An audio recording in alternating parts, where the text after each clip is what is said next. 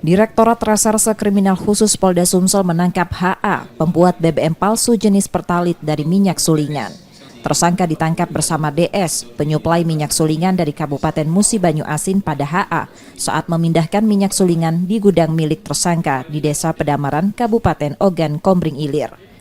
Polisi menerangkan Pertalit dipalsukan dengan minyak sulingan yang dicampur dengan zat kimia. Kejahatan ini sudah dilakukan selama 5 tahun dengan tempat pembuatan berpindah-pindah. Pertalit palsu itu dijual tersangka Rp7.000 per liter dengan sasaran pedagang eceran. Dari tersangka, polisi menyita 4.000 liter pertalit palsu dan minyak sulingan serta sejumlah zat kimia.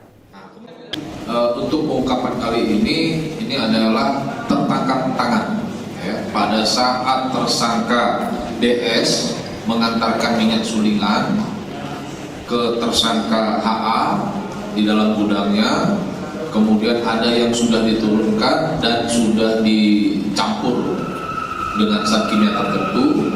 Pada saat itulah kita melakukan upaya paksa berupa penangkapan, kemudian penggeledahan dan penyitaan. Kemudian dari ungkap kasus tersebut, barang bukti yang berhasil disita yaitu BBM total 4 ton atau 4.000 liter ya. Jadi totalnya 4 ton, ada BBM atau minyak sulingan, kemudian ada yang sudah diolah. Tersangka mengaku pada polisi keahlian membuat BBM palsu didapat dari internet dan dipraktikkan tanpa takaran. Mayoritas pembeli Pertalit palsu tersangka datang ke gudang dan membeli dalam jumlah banyak. Ini di mana saja Pak?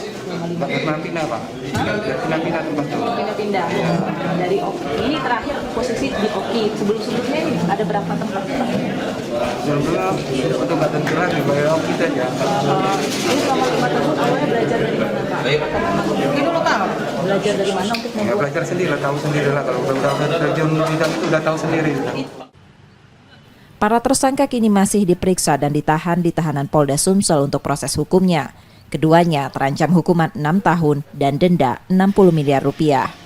Reski Oktora, Muklas Diferensial, Kompas TV, Palembang, Sumatera Selatan.